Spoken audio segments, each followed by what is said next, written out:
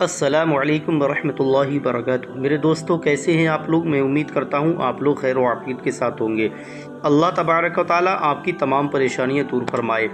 आज की इस वीडियो में इंशाल्लाह मैं आपसे बात करने वाला हूँ एक ऐसी प्यारी बाबरकत दुआ के बारे में। हुजूर पाक सल्लल्लाहु अलैहि वसल्लम ने इस दुआ की ऐसी फजीलत इरशाद फरमाई है, अगर दुनिया तरीके से इस दुआ की फजीलत को समझ ले तो मैं ये समझता हूँ अगर इंसान इसकी बरकत को समझ ले तो ज़िंदगी भर तमाम काम भी करता रहेगा और इस दुआ को कभी भी पढ़ना या सुनना नहीं भूल सकता। मेरे दोस्तों, आखिर आप हैरान रह सकते हैं कि आखिर इतनी पावरफुल, इतनी बरकत वाली दुआ कौन सी है जिस दुआ के बारे में हुजूर ने इरशाद फरमाया अगर कोई इंसान इस दुआ को सिर्फ अपने पास रख ले तो अल्लाह पाक के फजल व करम से वो तमाम बुरी बलाओं, बुरी आफतों से हमेशा अमान में रहेगा, महफूज रहेगा। अगर कोई भी इंसान इस दुआ को पढ़ना नहीं जानता है, सिर्फ सुनकर देख ले, इंशाअल्लाह तबारक व तआला वो तमाम तरह की परेशानियों से हिफ्ज़ व अमान में रहेगा। हुजूर पाक सल्लल्लाहु अलैहि वसल्लम ने इरशाद फरमाया इंसान 4 रकात नमाज पढ़े, हर रकात में अल्हम्दु शरीफ के बाद 10 मरतबा कुल हुवल्लाह शरीफ पढ़े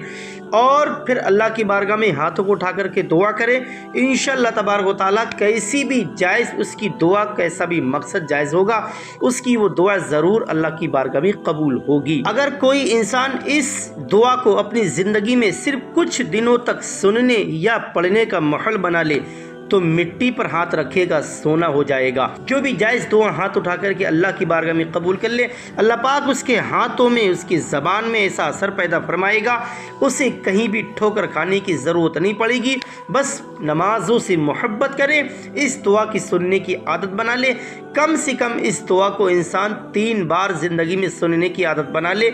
अगर इतना भी ना हो सके तो कम से कम 1 बार तो इस दुआ को मर्द हो चाहे औरत हो, कोई भी हो, सुनने की ज़रूर आदत बना ले। इंशाअल्लाह रुका हुआ कारोबार चलना शुरू हो जाएगा। बड़े से बड़ा नामुमकिन काम आपका मुमकिन हो जाएगा। बड़े से बड़े काम की जो उम्मीद ना हो सकी थी, इंशाअल्लाह ताला आपका काम पूरा हो जाएगा। कैसे भी बिगड़ा काम होगा तुरंत पूरा होगा, 24 घंटे के अंदर आपको रिजल्ट मिलेगा। घर में अगर बीमारियाँ ज़्यादा रहती हैं, इंशाअल्लाह इस दुआ को सुनने की आदत बना लीजिए, आपके घर में कभी बीमारियां ज्यादा नहीं रहेंगी। बस दिन में किसी भी टाइम, चाहे फजर की नमाज के बाद, चाहे मगरिबो इशा की नमाज के बाद, कम से कम 3 बार, इतना भी ना हो सके 1 बार ज़रूर सुनने की आदत बना करके देख लें। इंशाअल्लाह अल्लाह पाक आपके घर पर खैर व बरकत का नुज़ूल फरमाएगा। कारोबार में इंशाअल्लाह तरक्की होगी, रुका हुआ कारोबार चलना शुरू हो जाएगा। अगर कोई इंसान ये चाहता है कि मुझे अच्छा कारोबार मिले, कारोबार में कामयाबी मिले, कारोबार में खूब तरक्की मिले,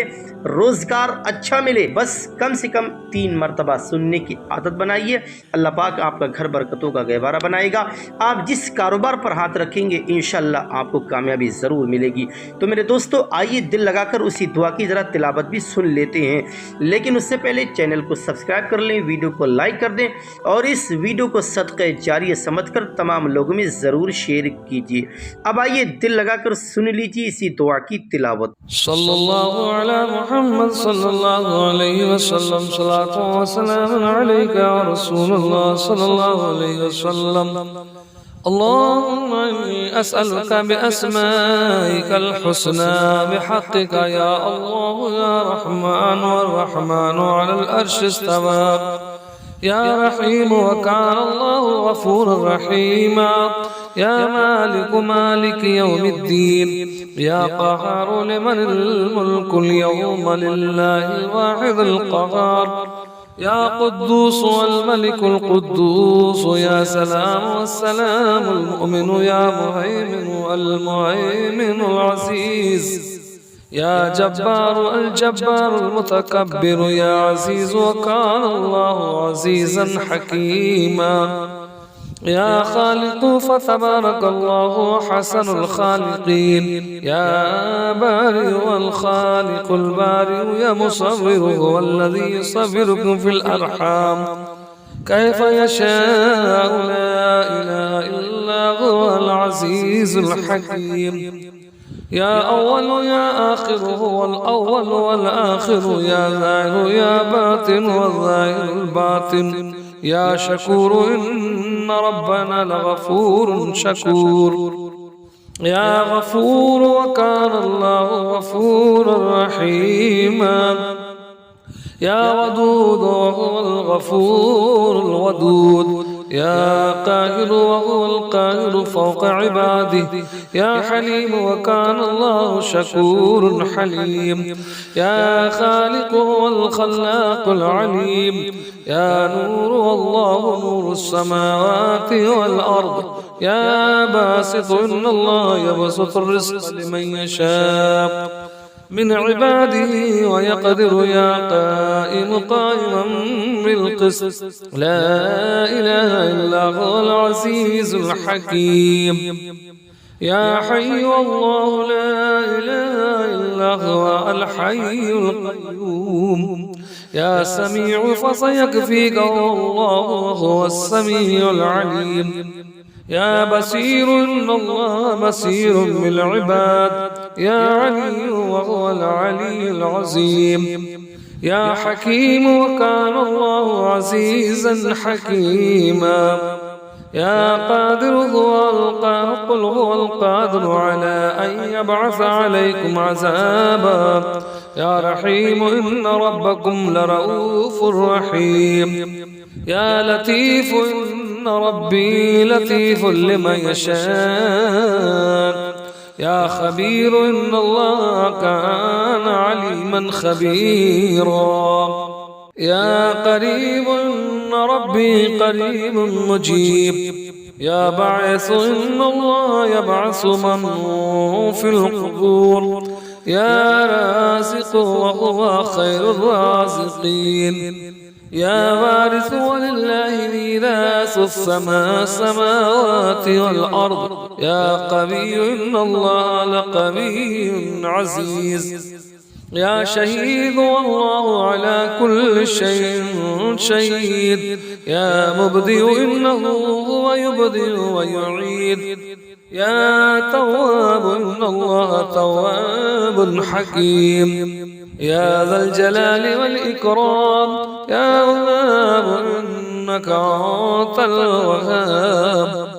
يا جميل فاصبر صبرا جميلا، يا وكيل وكفى بالله وكيلا،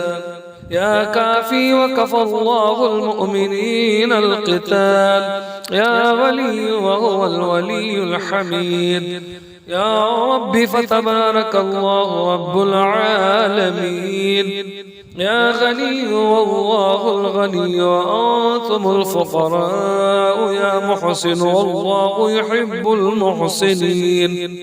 يا قدير والله على كل شيء قدير، يا مفضل والله الفضل العظيم، ويتم نعمته عليك ويهديك صراطا مستقيما، يا معز وتعز من تشاء، وموذل وتذل من تشاء، يا رفيع الدرجات ذو العرش، يا شفيع من ذا الذي يشفع عنده إلا بإذنه، يا كبير إن الله كان عليا كبيرا، يا حق فتعالى الله الملك الحق، يا بر إنه هو البر الرحيم، يا بتر والشفع والوتر، يا غفار إنه كان غفارا، يرسل السماء يا غافر وأنت خير الغافرين، يا حميد تنزيل من حكيم حميد، يا منان بل الله يمن عليكم أن هداكم للإيمان، يا باقي ويبقى وجه ربك ذو الجلال والإكرام، يا أحد قل هو الله أحد،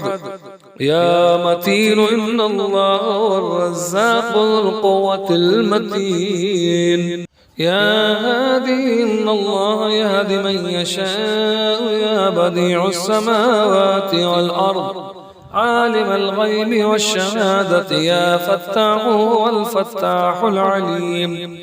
يا رقيب إن الله كان عليكم رقيب، يا محيط والله بما يعملون محيط، يا قاضي والله يقضي بالحق يا سمد يا سمد قل هو الله أحد الله الصمد يا حسيب إن الله كان على كل شيء حسيبا يا نسير نعم المولى ونعم النصير يا واسع وكان الله واسعا حكيما يا متعالي عالم الغيب والشهادة الكبير المتعال يا من لم يلد ولم يولد ولم يكن له كفوا أحد وصلى الله على خير خلقه محمد وآله وأصحابه أجمعين وسلم تسليما كثيرا كثيرا